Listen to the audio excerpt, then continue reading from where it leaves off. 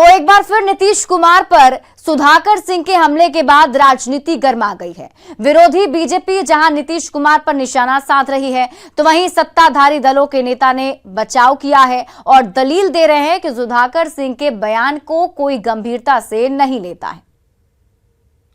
राष्ट्रीय जनता दल के राष्ट्रीय नेतृत्व ने पहले ही सुधाकर सिंह जी को नोटिस दिया, उनसे कारण पूछा, स्पष्टीकरण मांगा, 15 दिनों की मोहलत दी और पूछा कि क्यों आखिर उन पर कार्रवाई सुनिश्चित न की जाए।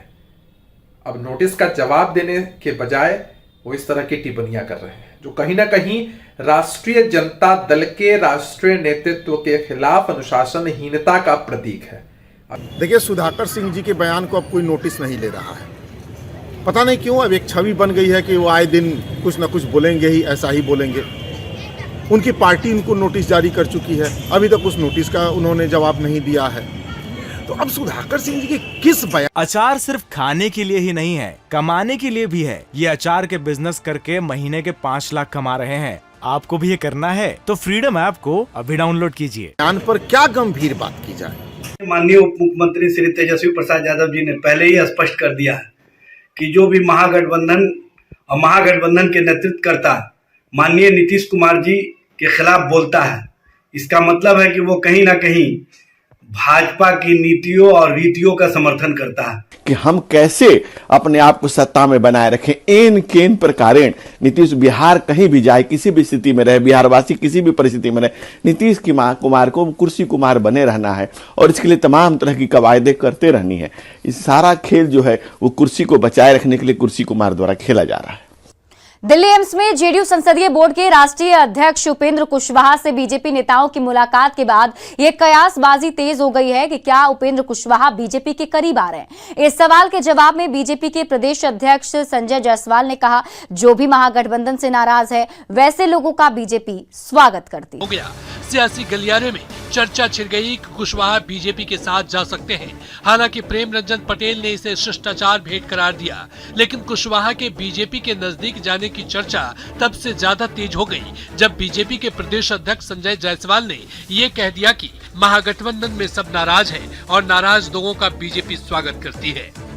जिन्होंने भी 1990 से 2005 के बीच में जंगल राज के विरुद्ध रहे हो और जंगल राज का विरोध करते हो, उनका तो भारतीय जनता पार्टी से अगर कभी किसी की भी इच्छा होगी तो वह बात कर सकता है। उपेंद्र कुशवाहा के बीजेपी के नजदीक जाने की कयासबाजी पर जब बिहार के मुख्यमंत्री नीतीश कुमार से सवाल हुआ तो उन्होंने दो टूक कह दिया कि वो पहले भी आते जाते रहे हैं। उपेंद्र कुशवाहा जी को कह दीजिए हमसे बतिया लीजिए। वो तो बाहर छोड़ के 2-3 बार गए, फिर आए अपने। तब उनकी क्या इच्छा है हमको तो नहीं मालूम है।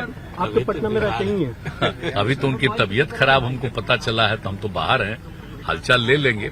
लेकिन अब जो कोई बात आ रही है, वैसे तो सबको अपना अपना अधिकार है। देखिए, वैसे हमको जानकारी नहीं है कि उनका कुछ अभी हाल ही में मिले हैं तब पक्षी में बोल रहे थे, लेकिन अगर ऐसी कोई बात है तो हमको नहीं पता।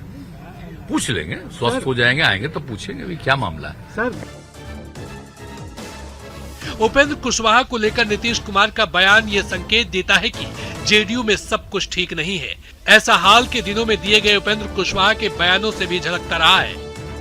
पिछले दिनों उपेंद्र कुशवाहा ने बयान दिया था कि वो ऐसे खिलाड़ी हैं जो पिछले 2 सालों से पेवेलियन में बैठा हुआ है, पार्टी उनका कोई उपयोग नहीं कर रही है। इसके अलावा जब बिहार में 2 डिप्टी सीएम की चर्चा हुई तो उपेंद्र कुशवाहा ने कह दिया, मैं न सन्यासी हूँ न मठ में बैठा हूँ। जिसके बाद कयास लगाए जाने लगे कि उपेंद्र कुशवाहा को डिप्टी सीएम बनाया जा सकता है, लेकिन सीएम नीतीश कुमार ने सीधे सीधे ना कह दिया। अब नीतीश कुमार के इस ना और मुलाकात के बीच कोई कनेक्शन है या नहीं, जानने के लिए थोड़ा और इंतजार करना पड़ेगा। न्यूज़ 18 के लिए रविश नारायण के साथ ब्यूरो रिपोर्ट।